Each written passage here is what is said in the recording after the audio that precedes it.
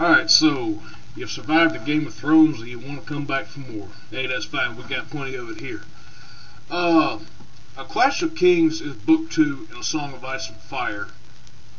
And apparently I seem to be the only one on YouTube so far who has decided to review the other books besides A Game of Thrones. I'm going to tell you right now, I will speak of these reviews with spoilers heavily in hand, just because the plot is too far great to go over.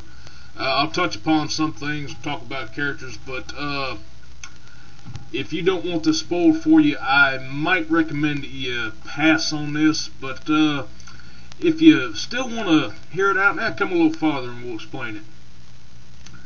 So, book 2 picks up shortly after book 1 leaves off, obviously. And we've had quite a lot happen. First off, Ned Stark's execution. And by the way, this is going to spoil the Game of Thrones TV show, so you might want to, second one, you might want to skip out now, just in case you don't want nothing spoiled. Otherwise, here I go now. Ned Stark's execution happened. Excuse me. And, Cersei kind of may or may not have been responsible for Robert Baratheon's murder, which drew Ned to the Lannister house in the first place, and later wound up with his murder and blah blah blah. Well, since Robert is dead now, the first of his 3 children in line happens to be Joffrey.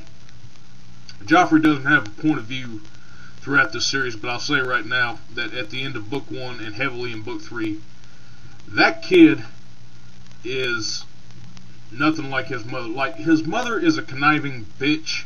She's evil. This kid is an antisocial personality, a fucking monster to everyone around him, including his mother, but she still dotes on him, apparently blind to his evil ways. She does show some genuine surprise when he actually orders Ned killed at the end of the first book, but that's the only little bit of decency that we get from her. Joffrey, however, is completely undermined because of his age, because his uncle Tyrion has been appointed king of, or the hand of the king now, and as such, his sister is not entirely pleased with the way that he's wanting to run the country. The thing about Tyrion with this, like politically wise here, he's actually wanting to set defenses around the Lannister place and actually do things that benefit the people, even though a lot of the folks outside are starting to gather up and learn a lot of the dirt that's being spread throughout the kingdom. And Cersei is pretty much putting out hits on anyone that questions her father, the incest allegation in between her and her brother, because of the fact that the children that she supposedly bore with Robert's are not his. They are in fact the products of Jaime and Cersei's incest. Tyrion is actually trying to do decent things for the kingdom, but his sister is trying to overthrow him completely any way she can, and it's not working out so well. And we also start getting little hints of Tyrion's past about a dirty deed that will later come up in the 3rd book concerning his love for one of the whores. And meanwhile, Sansa is being sort of held captive by the Lannisters as well. Catelyn, meanwhile, after getting word about the death of her husband, has gone off to other Baratheons. Now, Robert has 2 brothers, one named Stannis, who's spoken of in the prologue, in which I'll touch upon him in a minute, but he also has a younger brother named Renly. Catelyn goes to him to try and get a Baratheon-Stark alliance in order to declare war on the Lannister family, because Robb has decided to vie for being king of the Iron Throne himself since his father is dead, and he thinks he has a right to it. Renly doesn't want to do that, and then there's this magic thing that happens that murders a magic shadow that comes up and murders Renly in his tent moments after he just got through being wed to a woman who will come to be discussed a little more later in the third book review. The king is murdered by the Shadow, and Caitlin flees with the only other witness, a maid warrior named Brienne. She was very much a bit of a butch in description, but she will also become a huge integral part of the series later on. The Shadow in question was actually summoned up by Stannis' sorceress named Melisandre. Now, Melisandre represents a god of fire whose name I can't remember right now, and Stannis apparently has this sword which glows red hot with the power of the fire god, and she makes some big prophecy about how he's going to be the one that would stop a terrible evil coming from across the wall in the north concerning the others.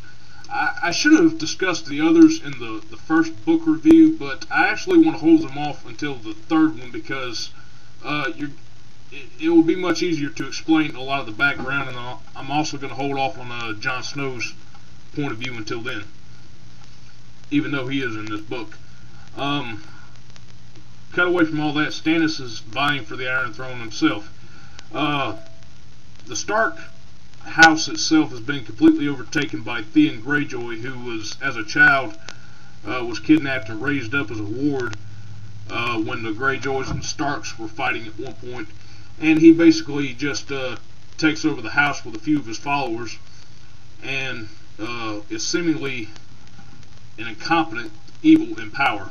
Like, everything that this guy does to try and actually make himself look good, he just comes off terrible as. And we get a lot more on the Greyjoy family itself in the background when he goes away and comes back later on. And we find out, you know, he was kind of a background character who seemed alright in the first book, but he's actually a completely and utterly evil, pathetic asshole in this book. And when he finally meets his end at this book, it is kind of funny.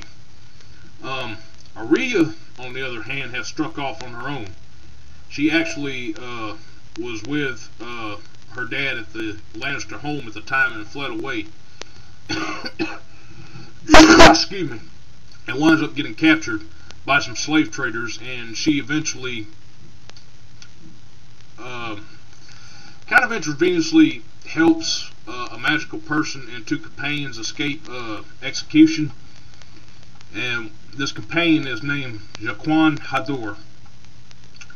And basically he has to repay her 3 boons for saving the life of him and his 2 companions. And she causes 2 people's deaths, and then decides that the third favor she needs is to help her and a lot of other orphans that she's with escape. And he goes on to teach her a little magic trick thanks to a coin that she's given. And her background will be explained much better too throughout book 3.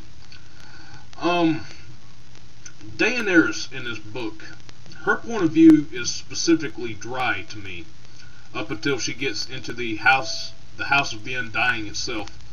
Basically, she goes to a nation of these people called the Quathrine, which is somewhere in the Southern Sea or the Eastern Sea. These are like Arabs, and she has dragons with her now.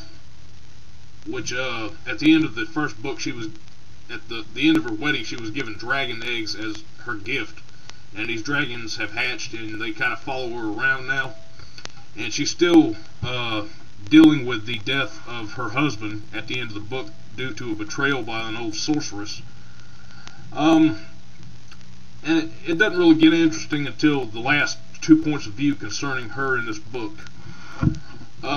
Mostly the book seems to be a lot of filler material for me. There are good things that do happen in this book with the characters, but it was a wee bit of a struggle to get through to me. Other people might find it to their liking, especially the final part of this book, which actually concerns the war which is brought by Stannis' forces to the Lannister port. and Tyrion actually shows himself to be a competent general and even a little bit of a good fighter in this. But yeah, as far as it goes with this book, if you like the Game of Thrones and you want to keep on going with this, I definitely recommend it.